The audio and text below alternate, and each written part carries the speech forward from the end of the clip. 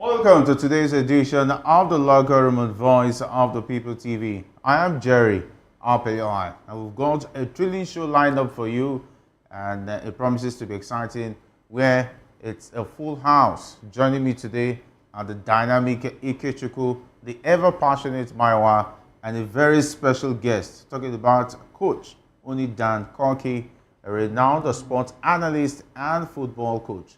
He's here to drop some serious insight from the touchline to the studio. And trust me, you don't want to miss this episode. From transfer saga to tactical breakdowns, it's all going down right here. So stay tuned, smash that subscribe button, and turn on the notification bell. And of course, you can be part of the conversation. Just call us via the WhatsApp number showing on your screen right now. And this is Locker Room. Let's get into it. Ikechukwu, it's great to have you join us once again on Locker Room. Good evening, Jerry, and I'm so good to be here today. Yeah, so good to be here today. And I don't know whether Maiwa has joined up with us yet.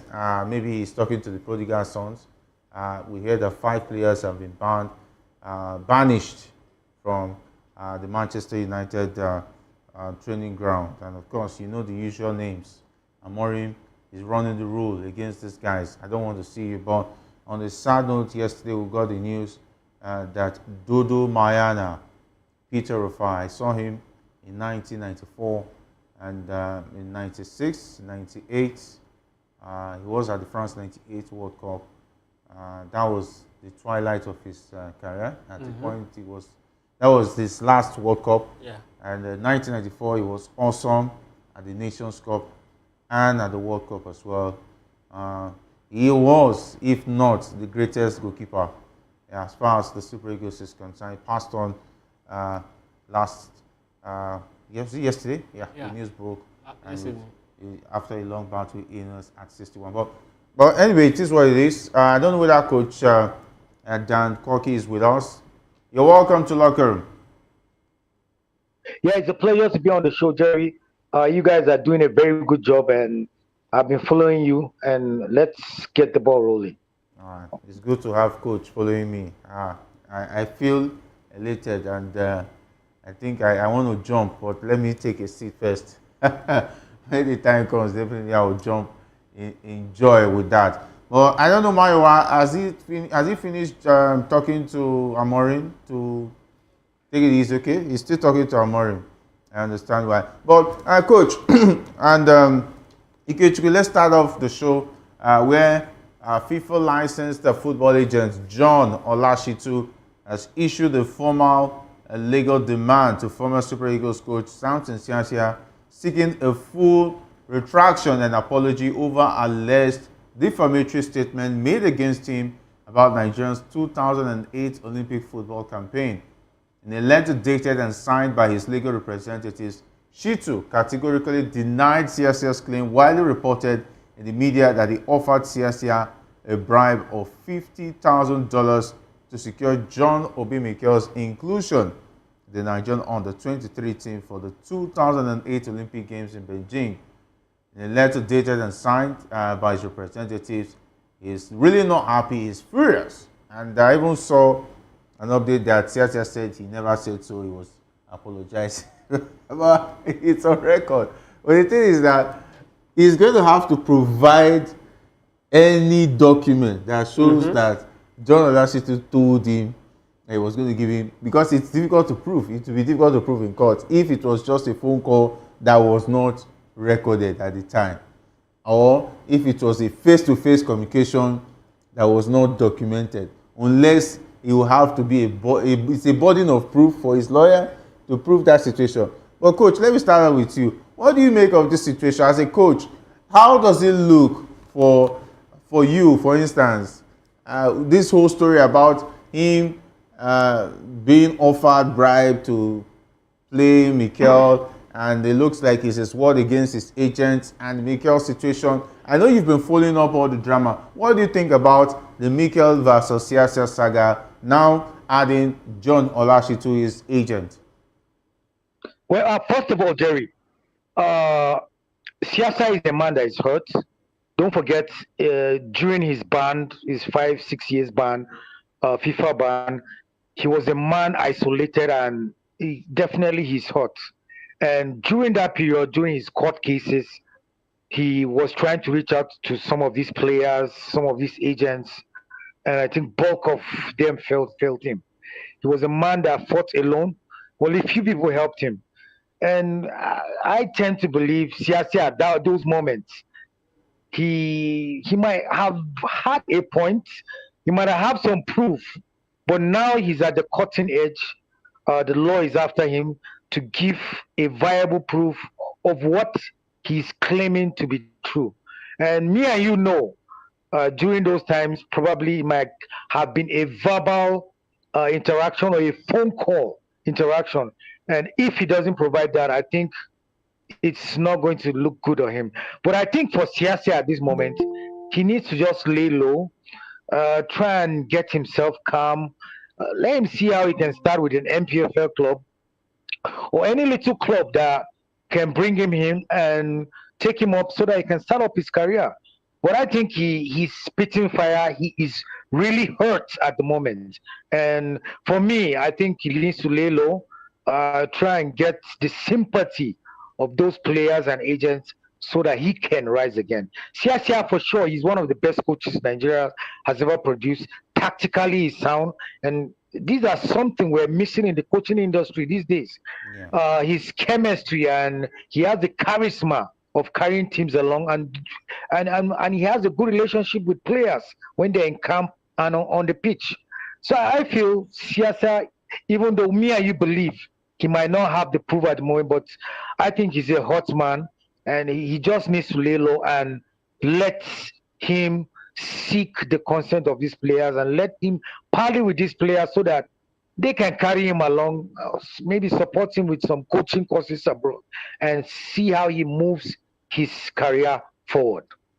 All right, definitely, coach, spot on there. Ikechukwu, what do you think about this recent development? I think that you know how legal cases are. Sometimes you have the what you know as the truth, or what everyone might believe is the truth, but in the end, it's all about what you can actually prove in court. And if Cesar really has even what it's like the coach said, even if he has what is as little as a phone conversation, I think there's still a chance he can salvage the record of that. It depends on how willing he wants to go, because if he's got that, I mean, this 250 million naira can really be flipped over for him to get that money instead of him paying. But now, as the case stands right now, Siasia is just in a very bad position because he needs to prove this. And for the man John Olashitu, who is an agent, you know how the football world works, the football cycle is. An agent is more like a clean slate, the man with integrity that can actually walk into any club side to actually bargain for his player. Now you've dented his image, saying that he offers bribe for his players to be part of the team. It means that all of the players that he's been taking to club sides are now being their quality and their how he relates with those club sides is now being in question. Now he needs that to be cleared. Now for Siasia to actually come out of this, he needs to actually come fully to retract. I mean, it's even good that he's giving him an opportunity to retract. Some persons might not even give him an opportunity to retract. They'll just go straight, let's go legal showdown, come and prove what you said I did. But now at this point, right, Siasia still have a window, and which is for him to just retract and take it back. But then if Siasia does that, it means that Siasia's career is as good as gone, because it's going to be difficult for anybody to actually trust him. And this is why this is where I'm going to be faulting Siasia. Like the coach said, he's a very sound man. I think we've never had a coach, at the 8th grade level that had a foreigner as assistant. He had this Karanka, this Dutch guy, in 2005 that blew the tournament away. Of course, we lost narrowly to the Argentine side. And I was expecting Siasia to actually move up to Europe, better your chances, get a coaching course, become better. And now we should be having a conversation of Siasia perhaps managing a mid-table team in Europe, because it's practically sound. But here we are now having a conversation about Siasia's career in the brink of either losing it or perhaps just be somewhere in the shadow forever. It's so sad we're having him in this particular position, and this goes back to people who you might have a very strong, you might think you have a very strong information. But then you have to be very careful, because if it's not what you can actually prove, there's no need to come forward to say it. All right, definitely a difficult situation to find oneself. Talking about Samson Siasia. And let's talk about the legendary Super Eagles goalkeeper. Talking about Peter Rufai, who passed on at the age of 61. He's been confirmed by the Nigerian Football Federation. It was reported that he died after a brief illness at his residence in Lagos, where he has been since his retirement from football. Winner of the 1994 AFCON with the Super Eagles, and also a veteran of 2 World Cups in 1994 and 1998 respectively. He was the first Nigerian goalkeeper to play abroad when he moved to Dragons of Benin Republic. And of course, he later had stints in Belgium, Netherlands, Portugal, and Spain before his retirement in 2000, and bringing an end to his career, which lasted over 20 years. Rufai was the son of a tribal king in the region of Idimo. Wow. In early 1998, as his father died, he was allowed by his club Deportivo to return to Nigeria to discuss the succession, but turned down the status for himself. And of course, yeah, Idimo is a very prime place out there in Lagos. And coach, what do you think about Dodo Mayana? When you think about Peter Rufai, when you hear the name, what comes to your mind? He was a role model for most Nigerian upcoming goalkeepers now. Vincent Iyama just said he was one of the best. He was one of his idols while he was growing up. For me, Dodo Mayana will always be remembered. Don't forget, Dodo Mayana I think he was also a lawyer. He faced his education squarely while he was playing his football. And that is the way forward for most footballers they should look at right now. While you're playing your football, try and get a degree and try and venture into very many things. You understand that he also had an academy in Lagos. He scouted for players, and he had some programs with the Bonvita schooling system. He was always trying to impart knowledge. He was always trying to impart his skills and football experience that he had in the past. And there was an interview I saw on one of those TVs. He said he will never forget how he worked with Diego Maradona during the USA 94. And today, he is working with Diego Maradona, hopefully in heaven. So he will always be remembered, Dodo Mayana. Wow, quite a way to look at it, coach. I'm also you have a way with words. And we understand that Maiwa is with us. And of course, I will not talk about what he's been doing with Amorim, but we're just talking about Dodo Mayana, Maiwa. He just passed on, and it was a big shock to a lot of football fans and those who saw him in goal. Definitely, I saw him in 94 and France 98. He was a great goalkeeper. What comes to your mind when you remember, when you think about Peter Rufai? May God rest his soul. Thursday was a very terrible day for football. Diego Jota, the news of Peter Rufai, passing away, also trickled in yesterday evening. It's just unfortunate that, at this particular point in time, he's still very young, but, it's a debt all of us will pay.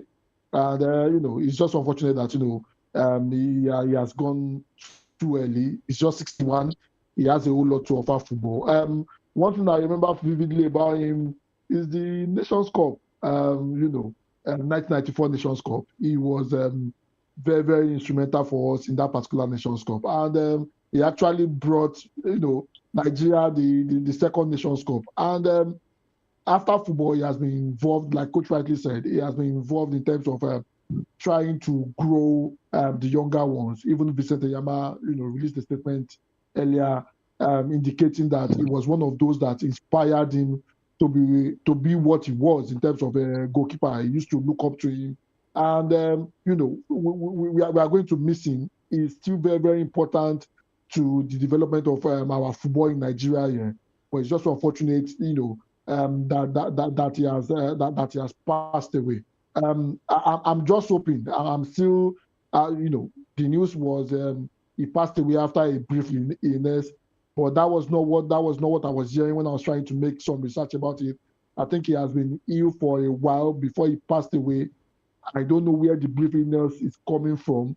And I hope while he was sick, I hope he got the required support he's supposed to get, owing to the fact that, he served this country with all of his heart. I just hope his family, I just hope they will be able to bear the loss, this irreparable loss. It's just so sad that, we are losing another legend this early.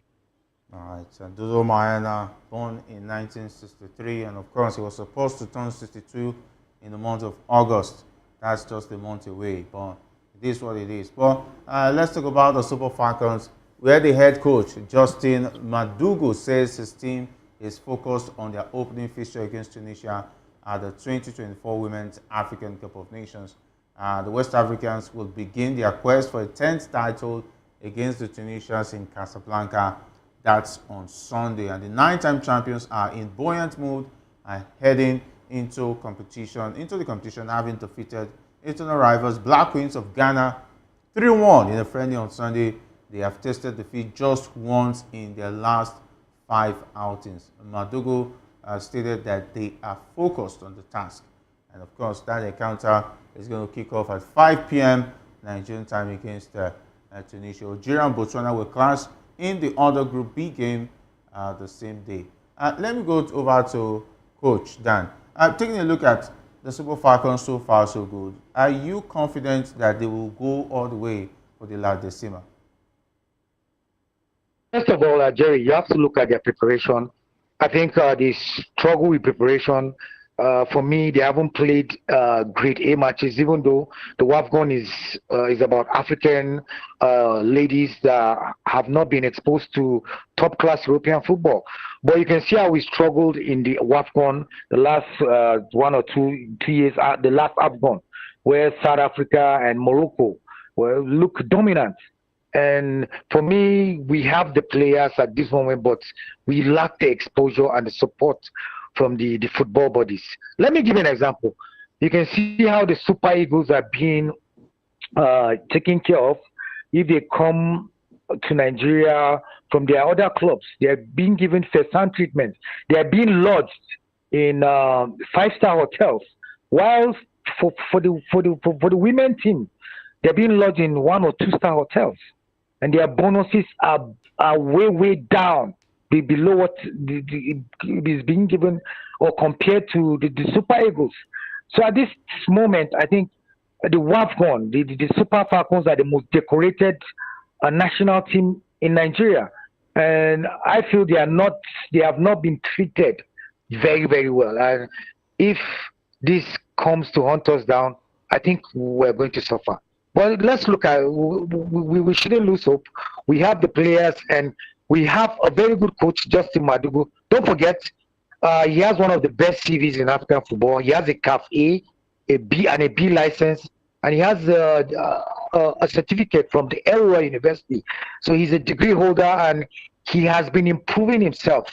And he has what it takes to change the scenario of the team. And with players like Oshola coming back, I feel she has played, but her experience will matter. That fear factor when she meets team is going to count so much when we move forward. But I see Nigeria doing a lot, and I see us winning that competition if we pull our strings together. All right, if we pull our strings together. But Ikechukwu, let me now go over to the captain of the team now, Rashida Jajibade. Rashida Jajibade has sparked outrage after she called out CAF for providing kitchen-sized rooms to players for the 2024 WAFCON in Morocco. Ajibade took to her Instagram to demand better accommodation at the WAFCON, which kicks off this weekend in Morocco. And of course, if our producers can get those pictures, I saw the pictures. I don't know. Yeah, definitely there's a standard, but I don't know whether they should have managed the situation. But taking it to the media, this can be another distraction, like it was when they played the last Nations Cup. But if Morocco were to host the AFCON itself, I think they will not provide this kind of rooms for the girls. But taking a look at the controversies, this is one too early for the team that is preparing to win the 10th crown. Well, Ajibade is actually not new to world of football, right? If it were to be when she was still very much in Nigeria, say for FC Robo, this room size was given, she wouldn't have raised any eyebrows. But she's now exposed to what the standard is, and you won't blame her. She's in a very right position to actually call the governing body out. It's so sad that a major tournament like this, where people actually want to really express themselves, people want to actually give out their all for the national team, then you disrespect them.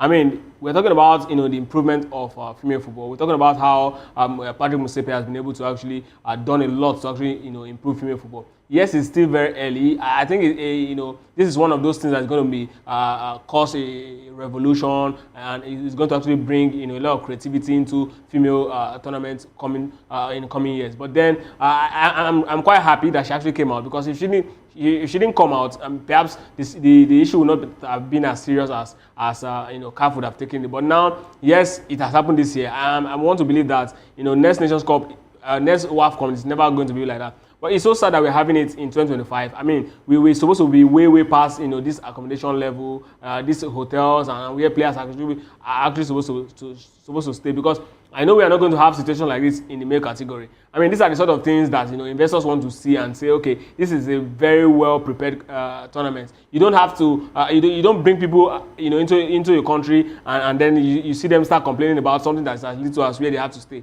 Players need good rest to actually give optimal output. So if they don't get that, it's going to be a really big problem, and that's exactly why she's actually complaining. She's a professional. She's playing one of the top clubs in Spain, Atletico Madrid. She was playing rather for one of the top clubs in Spain, Atletico Madrid, and now she's actually the captain of the most decorated side in Africa. So yes, she's in a very big position to say it. If no other team wants to talk about it, Nigeria is in a very good position to speak, and she's the leader of the team. Definitely, she's actually in the right position to actually call out CAF for this particular this is an abuse for me, right?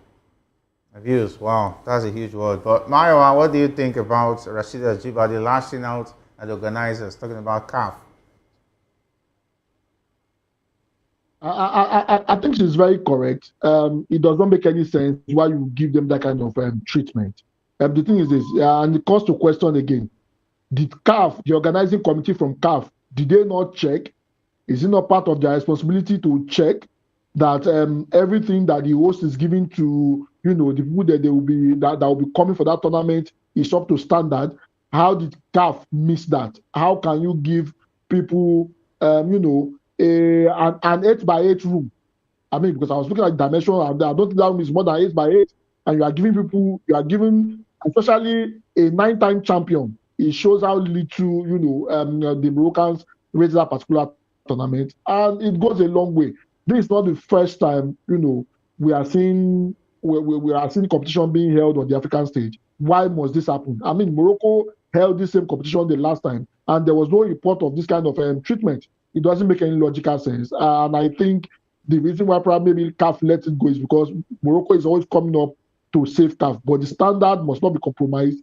If this were to be the male team, why are they going to provide them this kind of treatment, this kind of room? It's not right. And Ike said something that they should make do with it. I don't think they should make do with it. They have every right to complain. And I hope CAF and the organizing committee, they change the hotel, not for the Super Eagles alone, not for the Falcons alone, for every other person, because it paints a bad image of the competition. And we are talking about development, we are talking about bringing in investors and the rest of that. How would the investor come to invest in this kind of situation where the host nation and CAF themselves, they are not even doing so well in terms of meeting the required standard? It doesn't make any logical sense, and I hope CAF and Morocco, they can fix that before the tournament kicks off properly. You cannot continue to treat your guests poorly. All right, Coach Unidan, what do you think? Is this controversy already too early? Is it not going to distract the girls? Should they not just take the accommodation? Maybe later they'll find a way to complain. But taking it to social media, do you think the NFF is going to be happy with it? CAF is going to be happy with it? The organizers as well is going to be happy with all this distraction? Would it not somehow make even the organizers and everybody want to will I say, rally against them to send them back home early? First of all, Nigeria, the Super Falcons, a team to be feared in this competition. And already in the past, and even in the present, we know what the North Africans are used to. They're used to antics. Yes. And for me, I feel this could be a deliberate act just to frustrate our players and get them psychologically down. Yes, I agree. And I think Rashida carefully studied everything. I don't think she just took that decision of coming to social media and pasting those pictures. She might have consulted with one or two team members and possibly the hierarchy of the team to do that, because it's a very sensitive issue. And possibly they even complained to the Moroccan authorities and nothing was done before she went on posting that.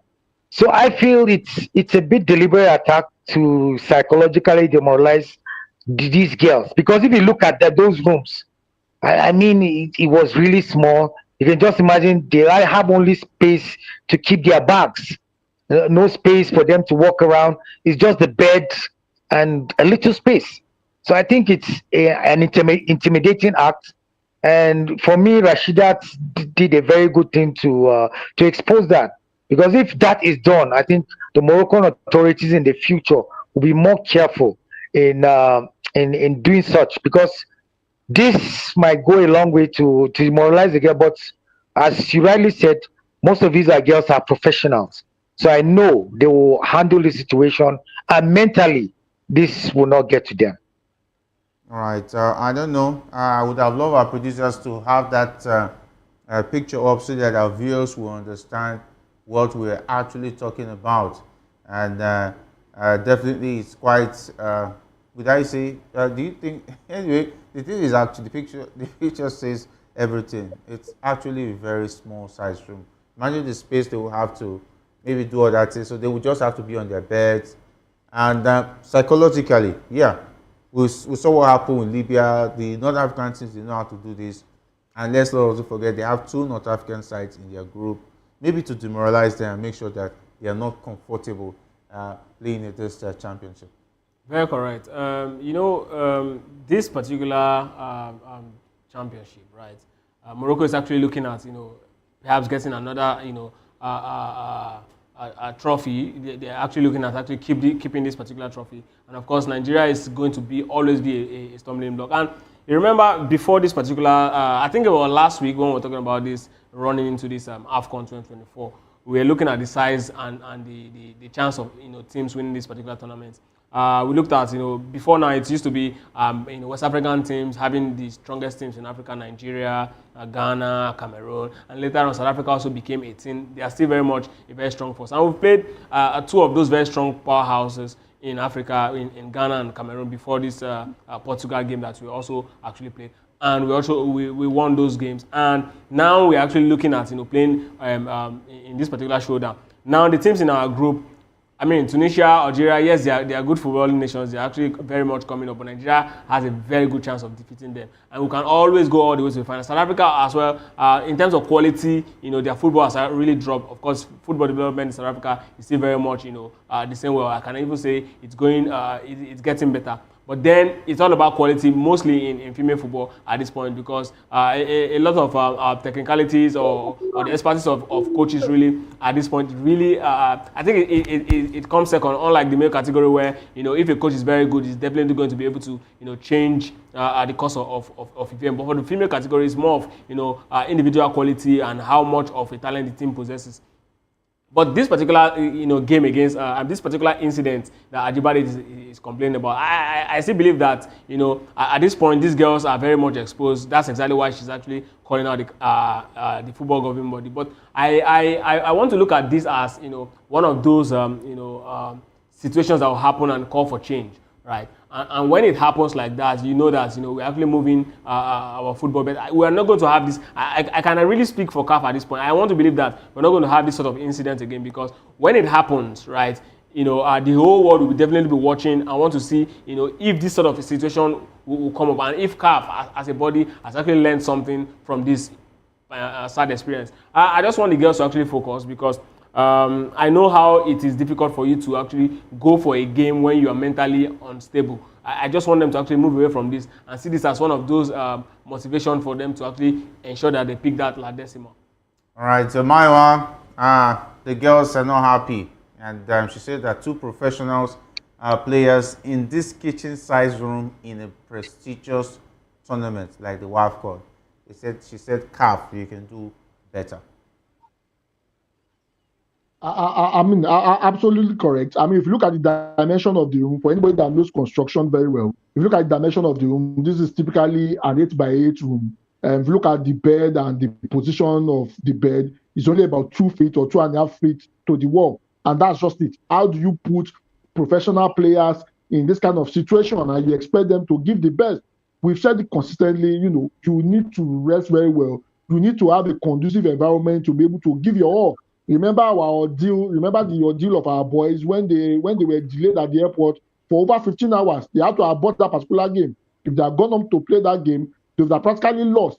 And the same thing we are looking at here is just to mess their psyche up. And I hope they are able to overcome it. But the thing is this is utterly wrong. And it's not a matter of, they should just manage it like that. This deserves them to be, they deserve to be moved from this particular location to another location, for heaven's sakes. Apart from the fact that it's even horrible, the situation is even horrible. The country we are talking about, they are the most successful country when it comes to WAFCON. They are the country with the highest honor. You are supposed to treat them with that respect. Why put them here? And to even make the matters worse, two professional players will be sharing this same ISO of a space. To be honest with you, CAF and Morocco did not do it. And I hope before their game, they are able to move to a much more comfortable, apartment space. It does not make any sense for us, for an international competition that is supposed to be recognized by FIFA. We are seeing this kind of thing. I'll give a typical example. The UEFA female competition is going on at the moment. If you look at the amenities and the amenities provided for them, you'll be scratching your head compared to what Morocco is providing. Morocco and CAF is providing for the teams they are hosting. It just does not make any sense. And Morocco and CAF, they can do better than what they have given us, our Super Falcons. All right, Morocco and CAF can do better. And let me take this back to Coach Oni. Taking a look at what happened before. Let's not forget the last Nations Cup where the Super Falcons had issues and they could not even win the third place match. They had issues with match allowances, protests among the players, and so on and so forth. I hope that we're not going to be having such situations that would derail the attempt of this team to win the 10th trophy this time around. And what do you think about replacing Asisa Toshola as the captain with Rasheedat Ajibade? Are you sure it's not also going to be an issue in the team? Talking about the team spirit and not having one camp against the other and so on and so forth. I think Justin Madigo has addressed that issue. He's a very good coach. I think he also has a psychologist who he doesn't bring on the team, but he comes to the camp. And I think advisory-wise, I think he mentioned consistency and performance would be key in choosing his captain. And for the past 1-2 years, you can see how consistent Rashida is playing in top clubs in Europe. While Oshola has been in America, struggling with injury. She has been playing for Bay FC of America, and she hasn't been consistent enough. And don't forget, they have a very good synergy between them. Rasheedat Ajibade and Oshola, I see them always making skits, making video. So I think that's not a big deal, unless the media wants to make a picture out of it.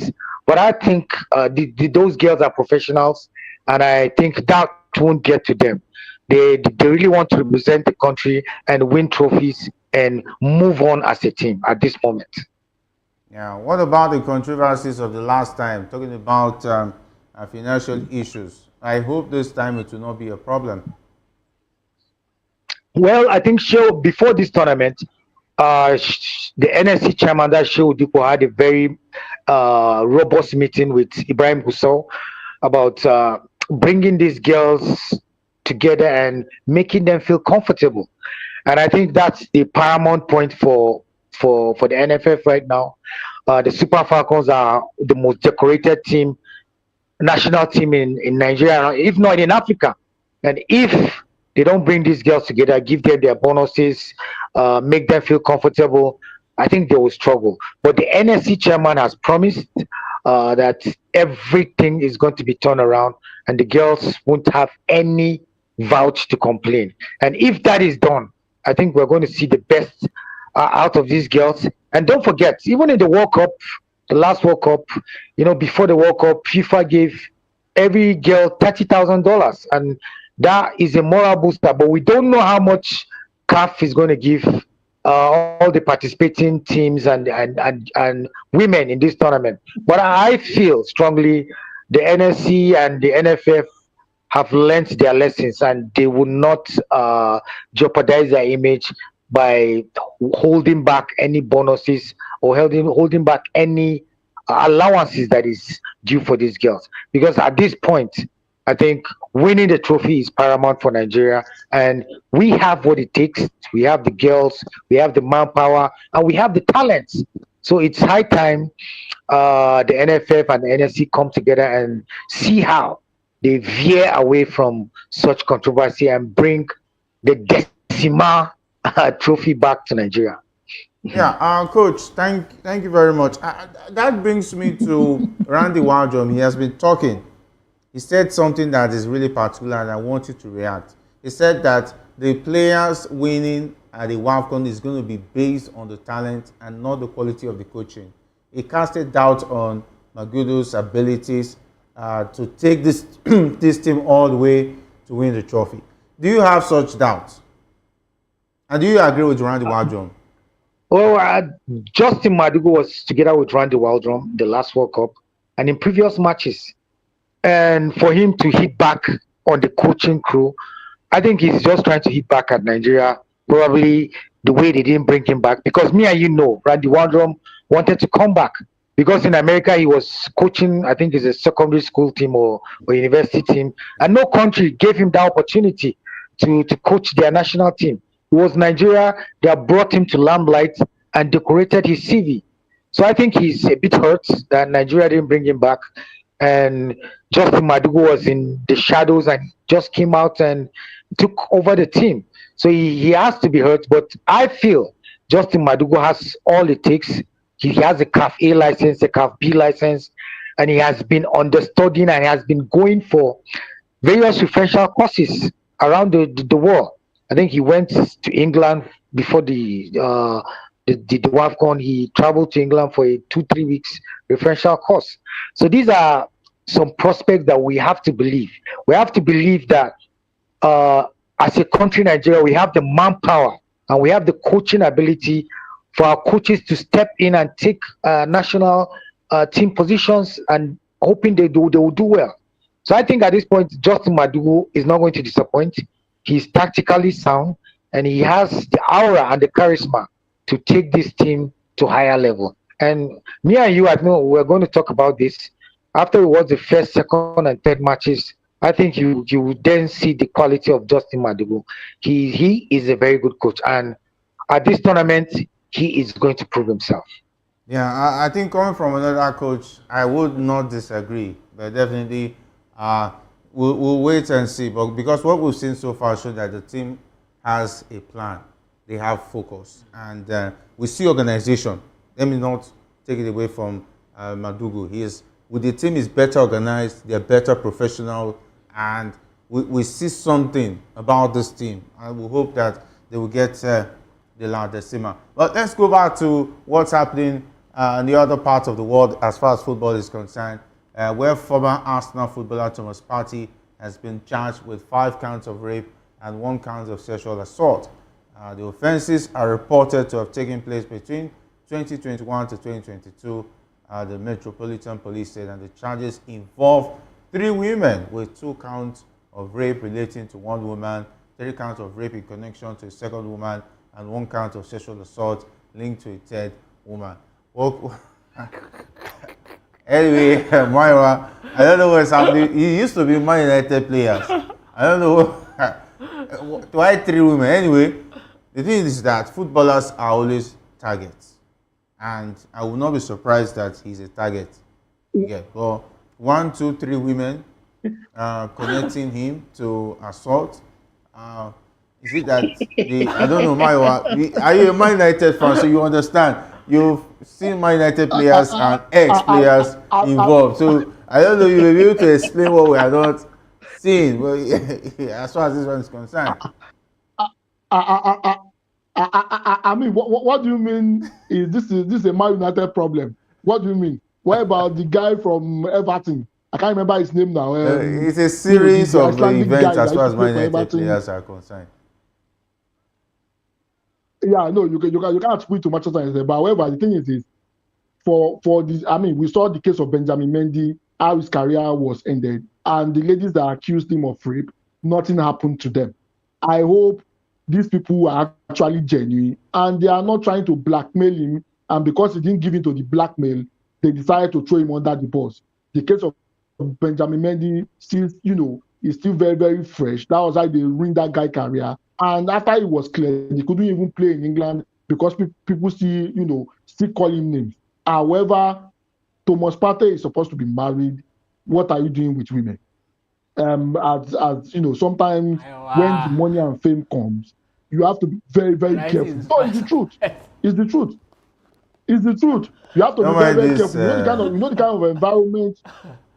Don't mind this Man United fan. You know the kind of environment you are.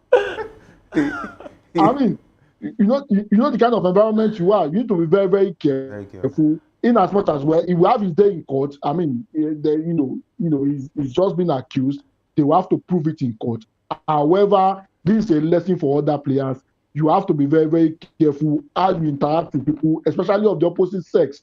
Before you know, what you feel is a consensual encounter might be turned around to become, allegation. Remember the case of Neymar. If not for the WhatsApp video and WhatsApp messages that saved him, Neymar would have been in the same mess. Yeah. So these players, they need to be very, very careful. When you have the money, people will always target you. And this to the Metropolitan Police too.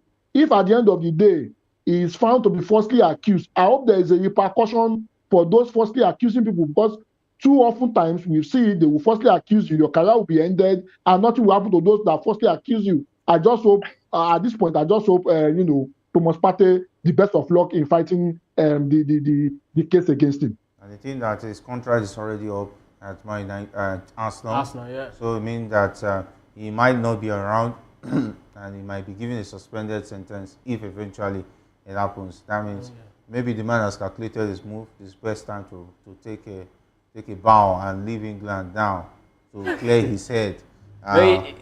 He's even talking about this particular. He's welcoming a trial. That if they have anything on him, they should bring it on. I just feel this being a footballer at this point is quite tricky. You have to be very careful, especially if you are not an indigenous of a particular country. You also be very careful how you actually because because I mean for all it's worth, if this whole picture comes out now, it might be that there was actually a consent and midway into the whole act, and then these girls saying and then stuff like that. So it's sad that this is happening. I just hope that this does not actually kill his own career, because what happened to Mendy, I don't think if any case comes up about sexual harassment, I don't think it should stop any player from playing until that case is tried to logical conclusion. Even if at the end of the day the player is going to be found guilty, let him keep playing. Okay. Because what happened to Mendy was very, very unreasonable, unnecessary. I mean, that guy's career just went to waste. At the end of the day, he was found not guilty, and you stop him from playing, you put him in prison. I mean, it's so sad. That was one of the best left back at the point Man City, in the world as point Man City, signed him. So for Thomas Partey, I also hope that young players across the world that are actually, going to Europe will use this opportunity to actually learn, something about it. All right, so of course, we'll leave it with Manchester United have told 5 of their unsettled stars to delay their return to preseason training. Talking about the prodigal sons, Alejandro Garnacho, Marcus Rashford, Anthony Martial, Jadon Sancho, Antaro, Malaysia, and will now not report with the rest of the squad at Carrington on Monday morning, and will have to wait until later in the month. United believe that is the best way forward, with all 5 players exploring moves away from the club this summer. Coach Unidan, just before we wrap it up, I know definitely you're a big fan of what's happening at home, but taking a look at it from a coach's angle, with the way Ruben Amorim has handled the situation, do you think it's in the best interest of the club moving forward? Yeah, already Ruben Amorim is one of the youngest coaches in the English league at the moment, and I think he's struggling with man management. When you can't manage the egos of players, the attitudes of players, you will struggle to get results and to move on. Remember how Mourinho managed Balotelli, and Balotelli came out. He was a very good player, but attitude-wise, he lacked so many things. But Mourinho managed him. So these are some aspects of coaching that Ruben Amorim needs to look at. Rashford is a good player. Garnacho is a good player. The players that he's even Sancho, all of them are quality players. But it seems he's falling out with them because of probably of their ego and their attitude. At this point, he has to lay low because he's looking for results. And if he thinks he's going to go out to the market to buy such talent, I think he will struggle. Because for you to buy a Sancho, for you to buy a Rashford, who can get 15 to 20 goals for you in a season, I think it's going to be difficult. So I think for me, I think Ruben Amorim needs to lay low. He needs to be a better man manager, even though I know he's tactically sound, but he's losing it when he can't manage these players. Because if you sack these players, there are more that are going to come, are going to be more rebellious. So he has to find a balance. He has to know how to manage their excesses so that he can move forward and be one of the best coaches in the English league. But at the rate he's going, if he keeps on going like this, I think he's going to lose his job in the English league. Probably in the first round, if he doesn't manage all these things, he might just get sacked by the Man U management. Yeah. Do you think he's going to survive to January with what you're saying? Yeah, it depends. It depends because as it stands, Man U has not made any major signing. I know they have problems in almost every department. They have problems in the goalkeeping, defense, midfield, and attack. And they're not making any moves. We don't hear their name in the transfer market. As unfortunately, they're not going to be playing European football. So they're in a very, very murky water now at the moment. And it's a sad scenario. If you're a Man United fan anywhere around the world, I think it's a down point for Man U at the moment. And I can see me was smiling.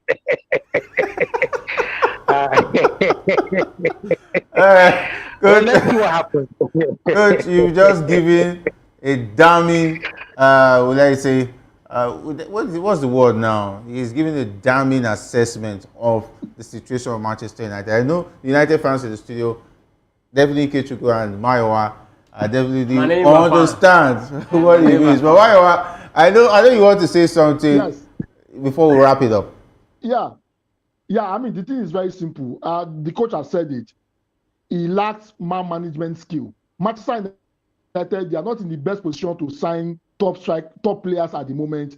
And you want to let 5 players go. And those 5 players, they performed, apart from Garnacho that stayed, a lot of them performed where they were.